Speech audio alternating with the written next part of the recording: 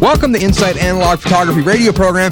I'm your host, Scott Shepard, and of course, the Inside Analog Photography Radio Program is all about traditional process photography. We talk about instant photography. We talk about black and white. We talk about color film.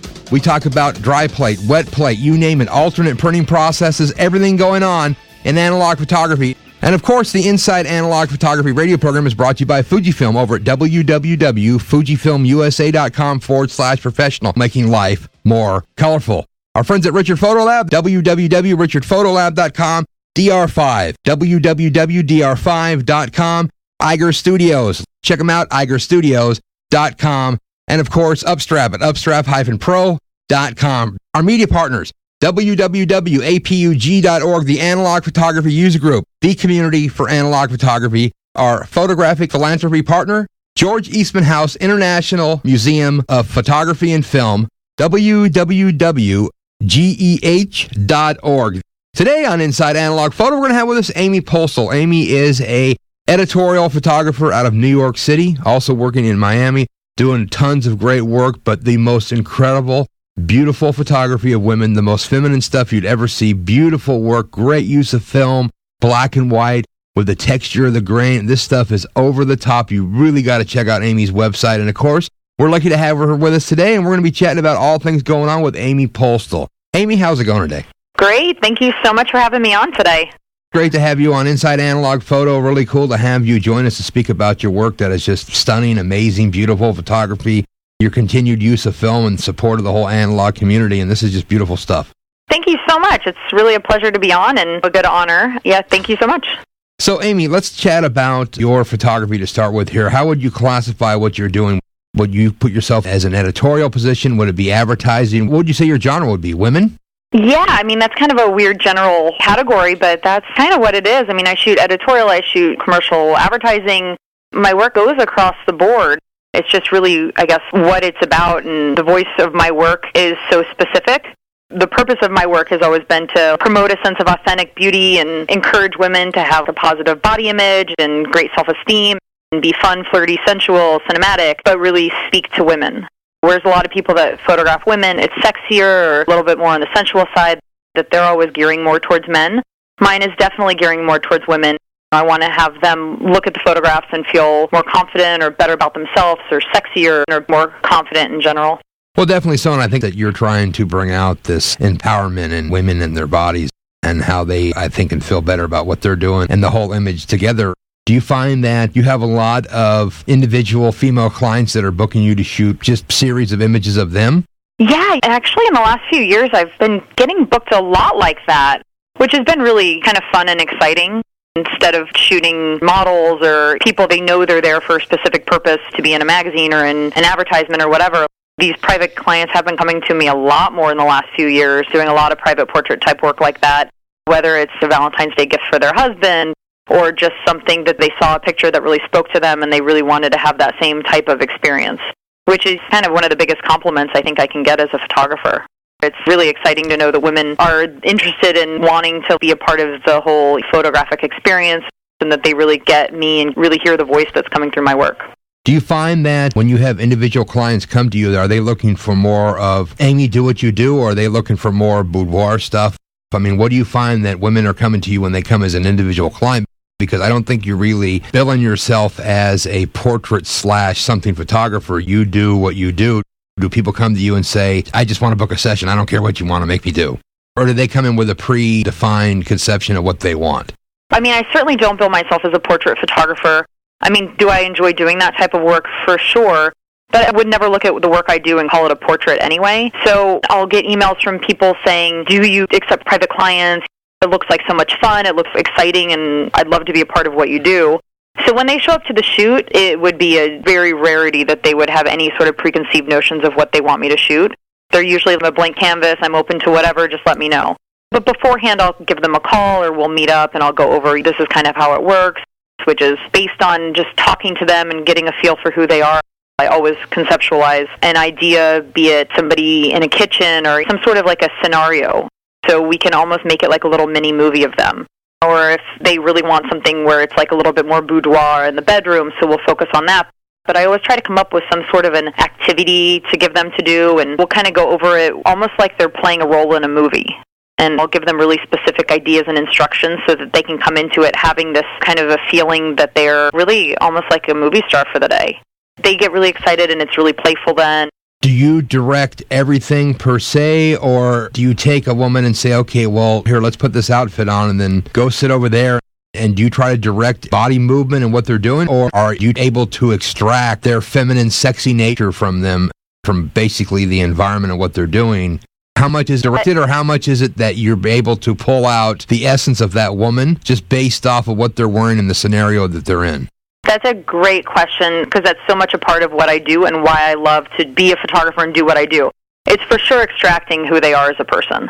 I mean, even when I work with professional models, they're there, they know what they're doing. If you can get beyond that and get something really genuine out of them, then I feel like I've done my job. So when a private client comes to me and they want to take these types of photos, the reason I kind of set up these scenarios, and I love to shoot people in their own homes because they feel the most comfortable, the whole purpose of everything I do is to really bring something new out in them, or have them discover something about themselves they didn't know was there before. And when women get in front of the camera that aren't used to being photographed, or even some that do, they're immediately self-conscious. All sorts of body issues come up, or self-awareness. And what I've kind of created for myself in my career is trying my best to really bring something new out in them, to have them have this amazing experience. So the photos in the end are something just to remind them of the experience, as well as being these beautiful pictures. And I think that's one of the qualities that I've brought to photography through my career, is that I really have that type of a gift of relating well to people. And I'm not a perfect woman. And my career was really born of being this young girl who was really insecure, chubby kid, looking at fashion magazines, feeling super self-conscious, being kind of confused about who I was and where my place was in the world. Because if this is what women look like, what was going to become of me? My dad gave my sisters and I these cameras as kids, and I picked it up and started taking pictures of my sisters, and we played dress up. And it was fascinating to me to think, okay, so wait, if I put this outfit on and I put mom's lipstick on, and I put the light from the lamp in this direction, and I have all these shadows on my backside, and take the picture, like I can kind of not just convince myself I look that way, but really feel beautiful. And it was just such a transforming experience that kind of molded everything about my life, who I am today, my career. And then when I'd walk away from that moment, when you're a kid, you play dress up, and there's that deflating moment when you're done and mom calls you in for dinner, and all of a sudden the fantasy's gone. Through photography, I realized I would have these pictures, I would develop them. I had proof that that happened, and this like happiness I felt, and this emotional like being satisfied with myself and self-worth could live on through these pictures forever. So that's where my style was born, and now when I work with these women, it's all phototherapy. Whether it's a paid client or not, it's really for me about bringing it to the next level with the person, having them really connect with themselves, connect with me behind the camera. Part of it's about them, some of it's about me. It's kind of a beautiful dance we do with the photography. So that was a long explanation. No, it's very cool. And I think it's so amazing on how you can extract, even with these models, and I'm sure some of the images on your website are not models, but nevertheless, that you can pull this type of imagery out of the subject that you're shooting, and it's not all about, okay, well, let's be sexy, so you just take your clothes off. I mean, 99% of every image that's on your website, everybody's fully clothed, but you're able to extract this feeling, this sense of extreme feminism, and it's super sexy stuff, but you're not exploiting the woman's body to make it sexy. Where I think you would have a better touch at doing this as being a girl than if maybe it was a guy photographer. I could be wrong there too, but I think you have a certain way, as you just explained, that you're in touch with what is really cool and hot. Well, yeah, certainly there's a level of compassion that I bring that a man, just by nature of not being a woman, couldn't bring at the same level. So I have a level of compassion that allows me to connect with the women. And also, I think that women, I'm sure a million male photographers will think I'm absolutely out of my mind, but I think that being a woman, they just feel more comfortable with me in general, or at least in all certain instances they do. I mean, it's all personality stuff too. Different people bring different things to the table. What I'm able to bring is a level of relating to people, whoever they are. When I first started shooting kind of a bit more fashion, I was on this one shoot, and we were getting ready to have lunch or something, and I can't even remember what the exact scenario was. So I was trying to remember it before we started talking earlier, but I asked something, and they said, oh, it's just the model, who cares? Maybe we were talking about the food or ordering or whatever, but they were like, oh, it's just for the model, who cares? She's fine. And I was, what? Like, she's a part of this too. Like, if it wasn't for her being who she is, we wouldn't be able to create these pictures. But a lot of the models are so discarded, I've found, especially in the fashion arena, and they're really just there to look pretty, and people discount them as a person. And I've met so many models that have lower self-esteem than I did when I was 5 years old. It's just mind-blowing. They can smile, they can look natural, they can do this, they can do that, but it's their job. And so even now for me, when I shoot models, which is fairly often, I want to connect with them. I want it to not be something that they're just paid to do. I want it to really try to take it to the next level. So it's layered on an extra challenge for me as a photographer, but it also makes me feel good about myself at the end of the day. I know that the whole experience is still great. So what I do is I love to take pictures, but I want to enjoy the process as well. So out of all the different genres and type of photography you do, I mean, you've been doing a lot of fashion, a lot of very intimate portrait stuff. What do you really dig the best? I mean, what do you really are the happiest shooting? The intimate portraits, for sure. I mean, it's exciting because you can be the most creative. I love it all, honestly. It's just nice because it gives me a well-rounded life to lead, that I get to do all these different types of things. But for sure, the intimate portraits. It's so exciting when a woman comes to me and says, do whatever you want. And then I can conceptualize it from the very beginning to the very end and art direct it. Then it becomes like a painting, like a piece of art that I created myself, head to toe, and I love that. It's great. If you look at the images on your site, you have a lot of women that conform to societal standards that are sized and proportioned correctly. Do you find it to be a bigger challenge if you get a client? And I'm sure this is probably more so on the personal end and not so much on editorial, that if you look at the average sized American woman is not a size 4. So you have all these great images of these, beautiful women that are size 4, size 2. But do you find it to be a bigger challenge to draw out this femininity if someone's a size 12 or a 14? I think that the American standard now is what, 12 or 14? Yeah, this is so funny that you're saying that, because if you look on my website under the women portfolio, like the opener, at least right now, this black and white photographs of this girl's back that I shot during a shoot for Ms. Moo's shoes, that is a model. But almost everybody else in that section are real people. I wouldn't say almost all of them, but at least 50% of those are real women, meaning they're definitely not size 2 or size 4. But that's why I do what I do. And none of those pictures are retouched. There's nothing on my website that I've retouched. It's film, they're straight. I just wonder that if maybe you have larger size women that refrain from using your service because they're scared that they can't be made into this super sexy image that you've created with these other ones. Or do you find if you get someone that is, I guess you wouldn't even say plus anymore, if they're a standard size based off American population, maybe different in other countries, but I think on the American size, if they are completely, as you would say, average normal, is it a bigger challenge for you to be able to draw out the sensual aspect if someone's bigger than a size, let's say 6 or 8? I don't. I wish I was a size 2, but I'm not. So I've developed a certain level of trust with the people that I meet. It's really flattering and, a great honor that they put so much trust in me and they feel comfortable and safe with me and allow me to take these pictures. I photograph women all the time that are size 10, 12, 14. And I actually feel more comfortable photographing them in sensual situations than I do somebody that's a size 2. I have a much harder time photographing super tiny models than I do the average person. Like I said before, a lot of what I do in my photography is so emotionally driven, and I do what I do because I need to and I'm driven to emotionally.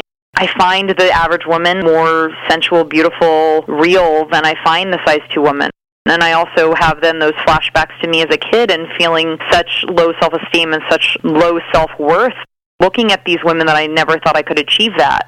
So part of it for me, too, is probably on a small emotional level, feeling like I can relate to the average woman more than I can relate to the smaller woman. So when I do have to photograph them in some sort of a sexy situation, it's actually harder for me. I feel like I end up using props more or using more than just them. But it just depends what we're talking about, because if you're talking about a fashion or advertising job or whatever, you shoot who you shoot and you do your absolute best. If we're talking about private clients and who I feel like I make the most beautiful art from, then it's normally more of an average size woman. Do you find that dealing with people that have a larger stature personality-wise, and I'm talking like at least one section of your imagery is famous people, movie stars, people in the music, do you find that those people have more of a block, that it's harder for you to get that connection with when you're doing this type of work that you're doing because they put up this barrier that you have to break down harder, or it doesn't matter if they're famous or not, you don't care and it doesn't ever cause an issue? It doesn't cause an issue on my end. I mean, certainly people that are celebrities come in with a preconceived notion. they're photographed a lot, so they know how they look good. They know their angles. They know what they feel comfortable with. So it's certainly more of a challenge, but it's always exciting for me. I mean, I'll take a challenge on any day of the week. So, I mean, that certainly has been a challenge in the past. However, at the end of the day, when you've gotten past those barriers and they've had a great experience and you're hugging and kissing and saying, I'll see you next time you're in town, you know, success has happened. So it's definitely been a little bit more of a challenge. But I think just because of the type of person I am, I'm like the most laid-back chick ever. But I know what I want, and I think that I'm fairly good at getting it, and I think the end result shows that I'm capable. So people tend to trust me. And I've been really lucky so far, even in the celebrity arena, as far as just being able to connect beyond the surface, going to a different level with them, and then them feeling safe enough to release, let go, and go with it. Polaroid helps. Well, exactly. As soon as they see one or two shots of themselves or they look good, they're like, all right, let's do it. So what about shooting guys? I mean, how's your experience with shooting men? Do you feel that you're just more comfortable with doing women, or do you find that men don't seek you out to have their images shot because of whichever? I certainly have more work to show of shooting women, so those are the jobs that tend to come my way. It's fine with me because that's what I love to shoot, but I have been shooting men a little bit more these days. I've started doing a few for musicians and whatnot, so I've been expanding into shooting men and diversifying a little bit more lately. Is it harder? It's not that it's harder, it's just not as natural of a fit for me. My strengths certainly lie in connecting with women, and even though I'm married to a beautiful man who probably doesn't understand why, after 8 years of being together, I don't take more pictures of him, it's just everyone does something good, and it's not necessarily my niche. So I've been really enjoying the fact that lately I've been getting some opportunities. I did an advertising campaign for Kodak last year for their pro motion picture film. And that was a man. I've been doing these couple musicians lately. It's been great. I've enjoyed it. But I'm not trying to make some major shift. I've worked with a bunch of different friends that are photographers, and when you first got out of school and people were confused about what they wanted to do and weren't sure what avenue to take, there were some of us that were determined and we knew, and this was the one type of genre for us. And there were so many other people that even today, if you look online at websites for photographers, oh, I shoot weddings, oh, I shoot kids, oh, I shoot automobiles, oh, I can do architecture, I do landscape, I can do boudoir. It's like, just choose what you do and do it the best. And that's kind of always been my motto. I mean, can I shoot a wedding? Probably. Am I going after them? No. I do love to shoot kids, and I do that quite a bit.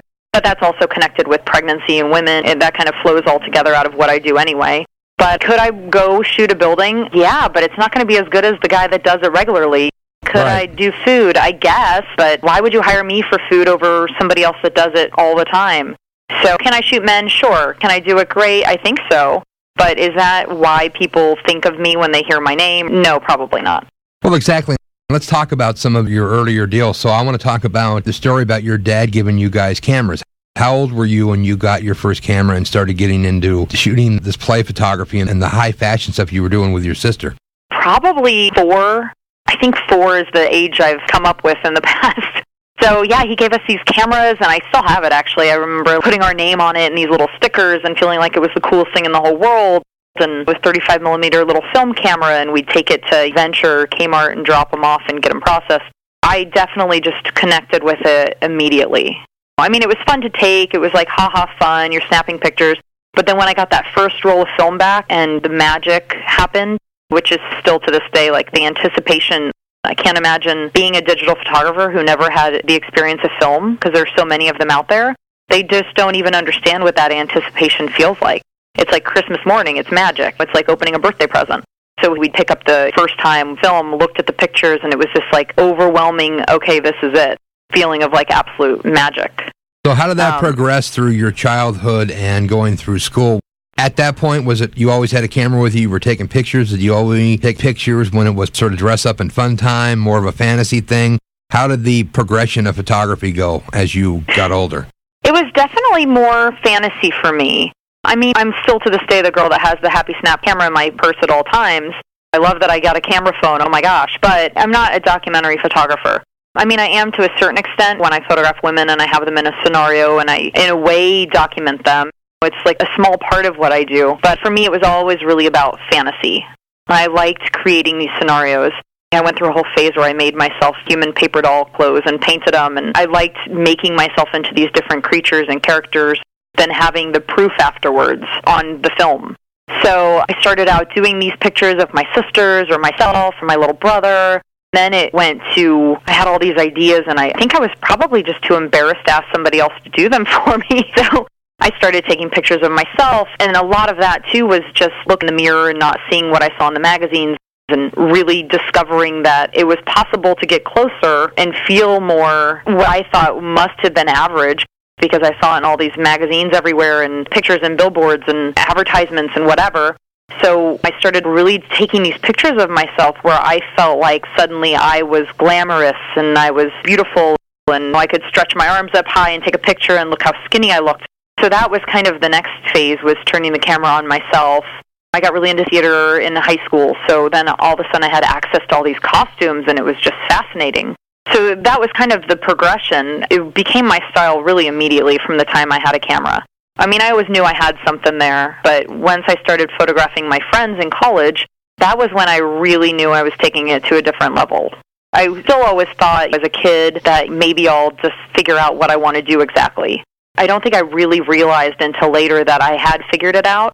In college, I started photographing my friends, and the same thing, just wanting them to feel like as beautiful as I knew they were and to see themselves through my eyes.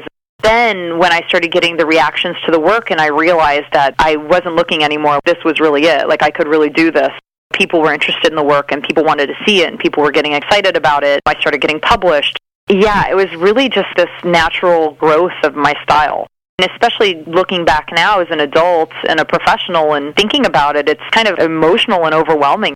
It's exciting to realize that that really came with me throughout my life. And coming from an artist doesn't really hurt things either. My dad's an amazing artist. He did enamel work, jewelry work, sculpture. He was an amazing illustrator. Well, still is.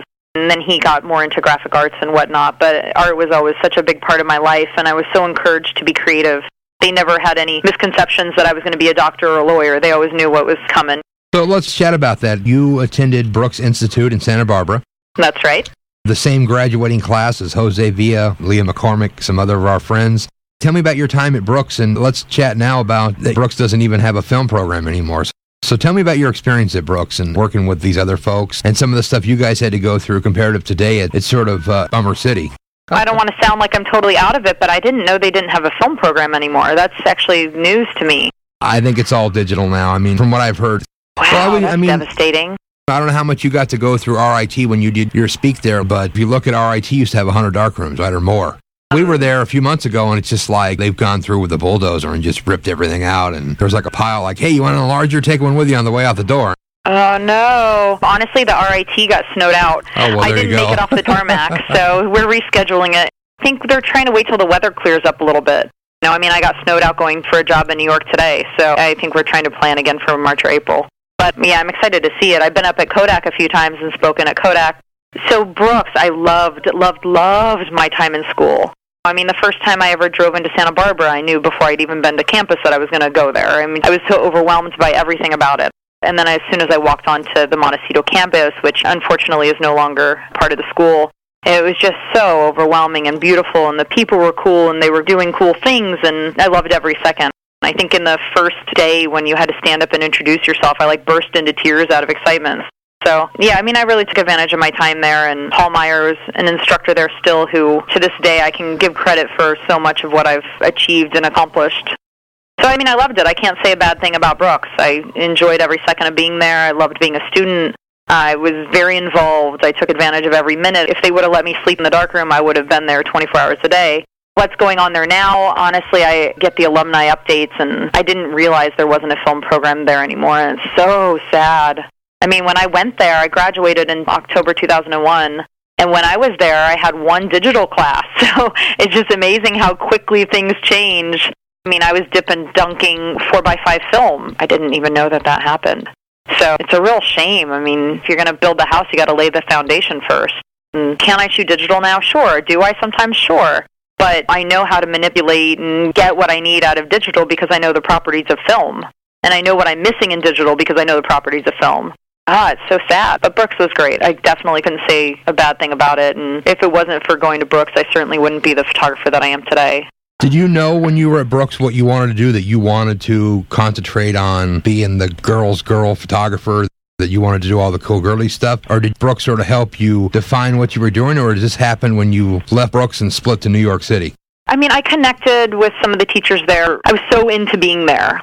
I was so into school, and I was so into everything that I don't think it was a real mystery that I was like an open book and ready to learn and ready to do things because I was so immediately passionate already about what I'd done. I went there a little later. I was, I think, 23 when I started. So I went to the Kansas City Art Institute for a while first and went to Johnson County Community College in Kansas for a long time and took some time off to try to save money and wait tables and pray to God that eventually I could afford to go to Brooks. So by the time I got there, I couldn't wait to get in the darkroom. I couldn't wait to take pictures. I couldn't wait to do everything. I was literally just like a crazy sponge waiting to learn everything I could possibly learn. So I think that it was pretty clear immediately that I meant business and that I was really focused, and they really just encouraged that. I just was really lucky. Even early on in the first assignments in school when they made us do these crazy lighting assignments, everything I did would always have like a beautiful chicken lingerie in it, or one of my friends being a little flirty. I took advantage of every assignment, even the ones that most people were blowing off saying that they were like these stupid, pointless technical assignments. The stupid, pointless technical assignment, I made it everything it could have been and more. So because of that and because I was so focused, the instructors there really let me shine, let me do my thing, let me do whatever I needed to do to create the images I wanted to make, while still sticking to the curriculum and guidelines.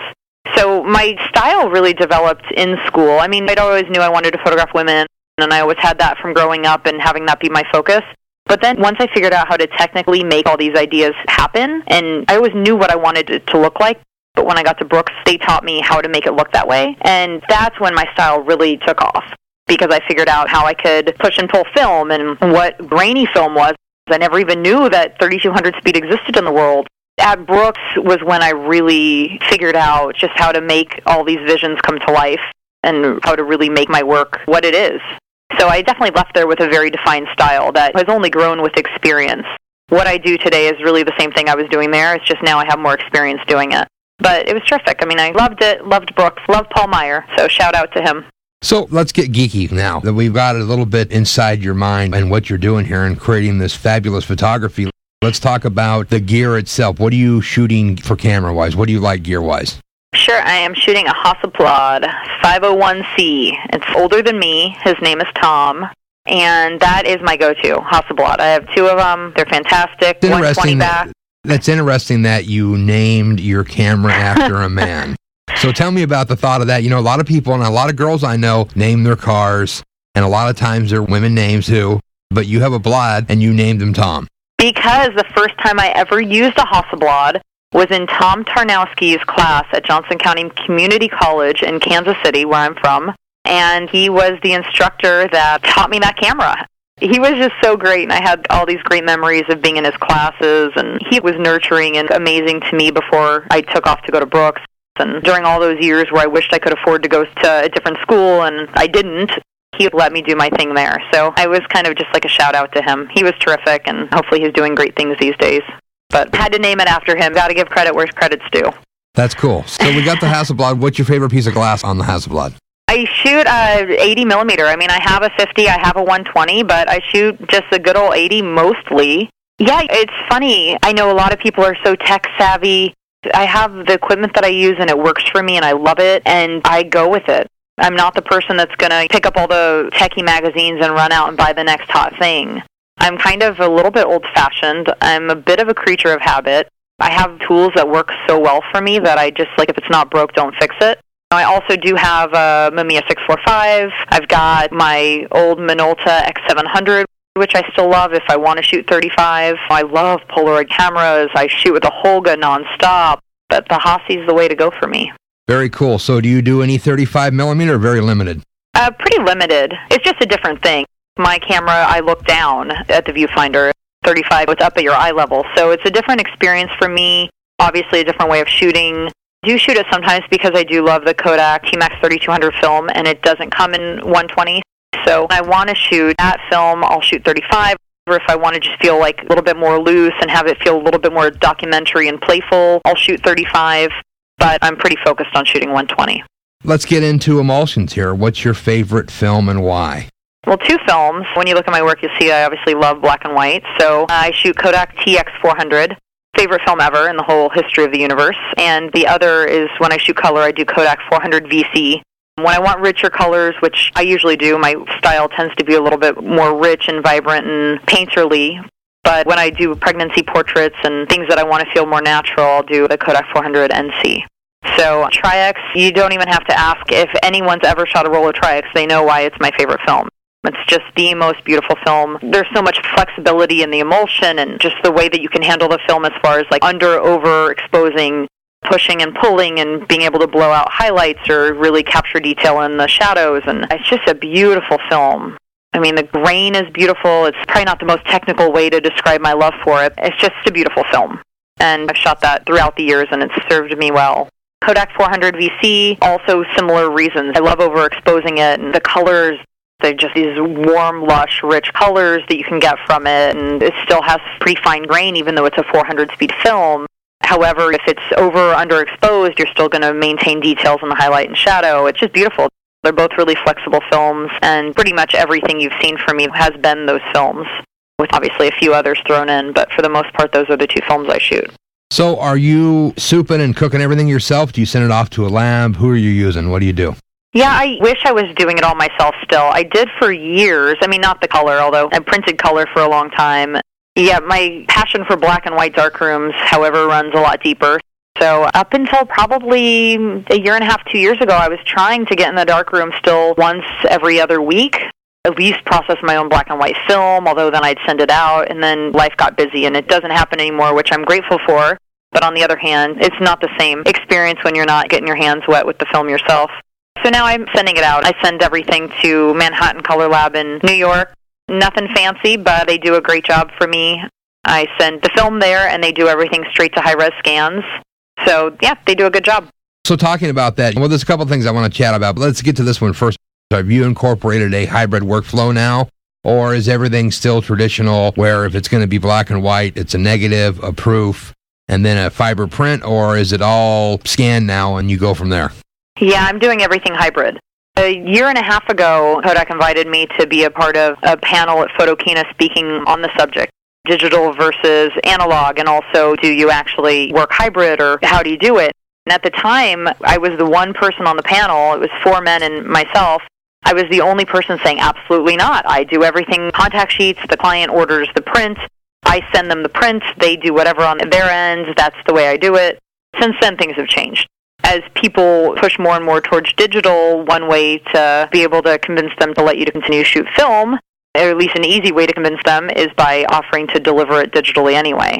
So it's been really easy, and now that film is less and less common and the labs are less and less busy, they're really great about getting things to you super fast. I don't think I wait longer than 24 hours for anything. So when I pick up my film, I have the film process as well as a DVD of high-res scans, and off we go. So it's made things a lot easier that way, too, on my end. Not only can I deliver it to the client digitally, quickly, it's made things really easy for me, too. I have the scans there for my website or promotional pieces or my blog, whatever I want to do. It's all right there. And actually kind of great. I enjoy working this way. No, it is cool. So let's chat about this then. A lot of people say that, okay, since you are using a hybrid workflow, why not just shoot everything on color and just do a conversion real quick off your scan, and now you have black and white? Let me know your thoughts on that, because you're a true, to the bone, black and white girl. Yeah. Well, I mean, there's a reason that black and white films are what they are. I mean, if I want to shoot a beautiful black and white image, why spend all the time converting it and trying to make a color image look like a black and white image? Why wouldn't I just choose the black and white in the first place? I mean, Tri-X is such a beautiful film. The grain is beautiful. The latitude of it's beautiful.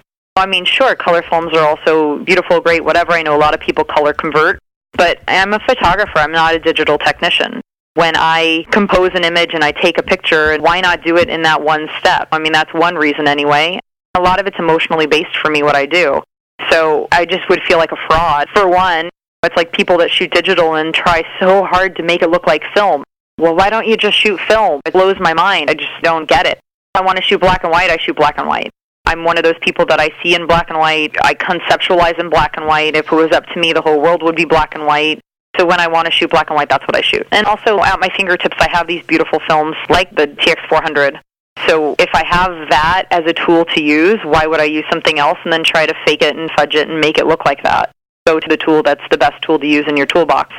So that's my argument. So let's talk about when you capture these images and what you're doing. I think that the combination of what you're doing and how you're able to capture this femininity and this sexiness in these images, do you find that the black and white image even draws it out more?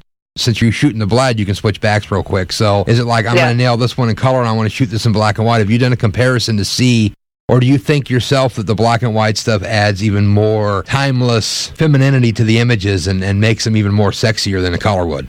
Yes, I totally do. It depends. If I'm photographing a woman and we decide to put her in this killer red lipstick and vibrant color, of course I'm going to shoot color film also. For me, I just think black and white strips everything else away, and it just really becomes an image about the person.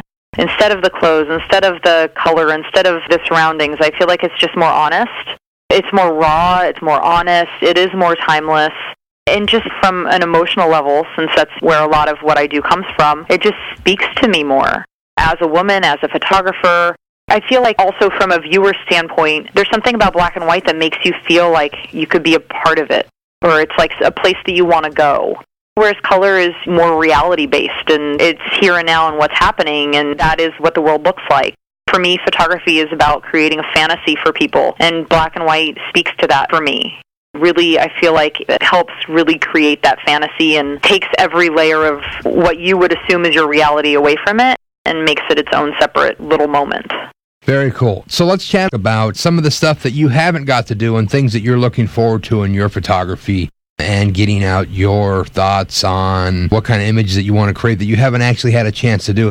Is there something that you want to do that you really want to go in a certain direction that you haven't got to do, maybe a certain publication that you want to get into? I mean, tell me what your thoughts are moving forward with what Amy wants to do. Sure. The celebrity thing's been kind of exciting for me and been something that I've been not gear myself towards, but trying to be more involved with, I guess. Just because when you photograph a model, they're a model. They're there for a reason. They do their thing. It's great, and I do my best to connect with them on a real level, but they are who they are. And a real woman is a real woman, and it's great, but most of those are private jobs. So on a commercial level, to me, the idea of shooting celebrities, they're kind of on the in-between. They're somebody that's used to being photographed a lot. However, on the other hand, they're also these real people who just have this public persona. So there's that layer of a challenge to get through. But yeah, it's just like the perfect in-between from the model to the real person in my mind, which has been fun, and they're also often up for doing fun, exciting things, and there's a lot of creative leeway with those types of situations. So I've been gearing myself a little bit towards that. Also, magazines lately have been shooting a lot more black and white. I mean, if you look at Elle magazine, which is one of my favorite magazines of all time, they have been doing black and white covers all the time. This last one, Jennifer Lopez, it was a grainy black and white, blown out, awesome photo. Yeah, so I mean, editorial-wise, I'd love to be shooting for Elle. I mean, that would, I guess, be my number one. They've bought some stock from me in the past, which has been exciting. But yeah, I mean, if you want to talk about who I'd love to call me tomorrow on the phone, I'll say them. The Dove campaign, of course, I've always wanted to be involved in things like that. The editorial thing, I guess that would be more the reasons I choose Elle, for instance, is because they shoot black and white, and it's super sexy and super fun and super playful. However, on the other hand, they are super fashiony, and I'm not super fashiony, so if you want to go towards what my soul would want to shoot, like where I think that what I have to offer the world would be the best is things like the Dove campaign or Oprah or the organizations that speak more towards women and confidence. And it's been such a big thing since the Dove campaign came out. I mean, how long ago was that now? Like 5 years? But they're still going strong, and it's still like a great positive message that is coming through to people. So I'm up for a couple big campaigns right now that are exciting, and most of those gear more towards what I do. I guess I probably shouldn't talk about them because I don't want to jinx myself, but if I get them, I'll let you know and we can do an update.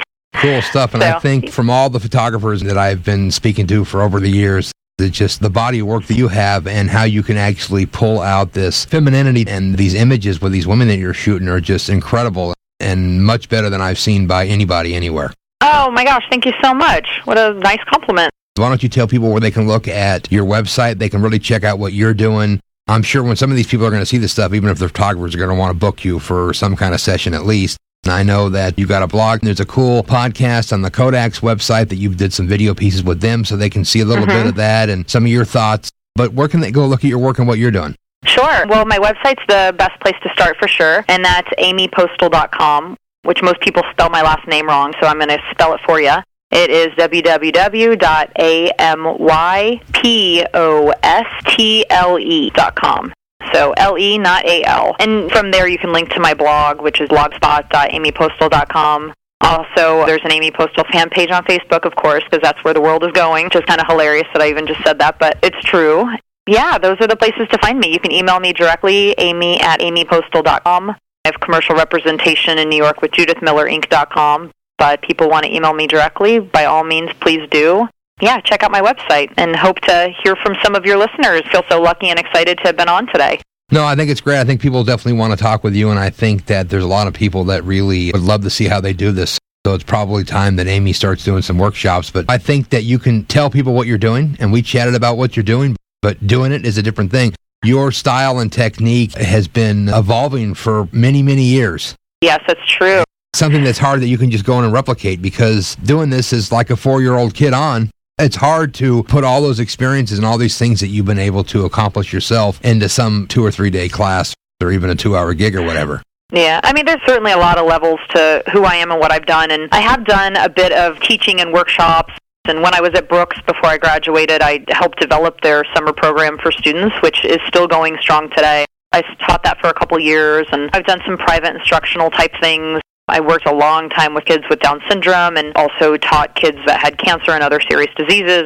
And I really enjoy working with people. I'm happy to talk to people. I'm certainly interested in getting more involved in doing workshops. When you were asking me what's next for me, I love the idea of just helping people on a more obvious level. So I'm really interested in doing things like that. It's just been a matter of where does that go. I've been working on a book for a couple of years now that Kodak had showed some interest working with me on. And it's just a matter of making it all happen. So we'll see where life leads me. I mean, I hope for sure to hear from some of your listeners.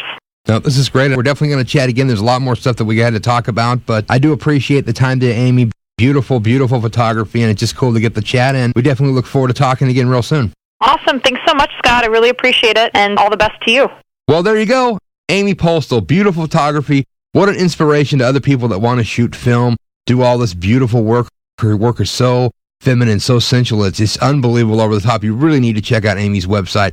Keep track of what she's doing, and her use of film, black and white, with the use of grain and the way she does her images are just really, really cool. You definitely need to check out Amy's work. The Inside Analog Photography radio program has been brought to you by Fujifilm, making life more colorful, over at www.fujifilmusa.com. Our friends at Richard Photolab at richardphotolab.com.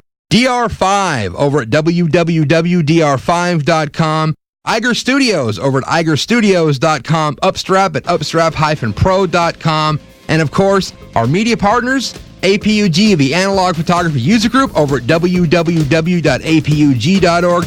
Our photography philanthropy partners, George Eastman House International Museum of Photography and Film over at www.geh.org.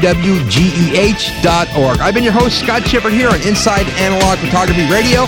We'll be back next week with more great analog photography.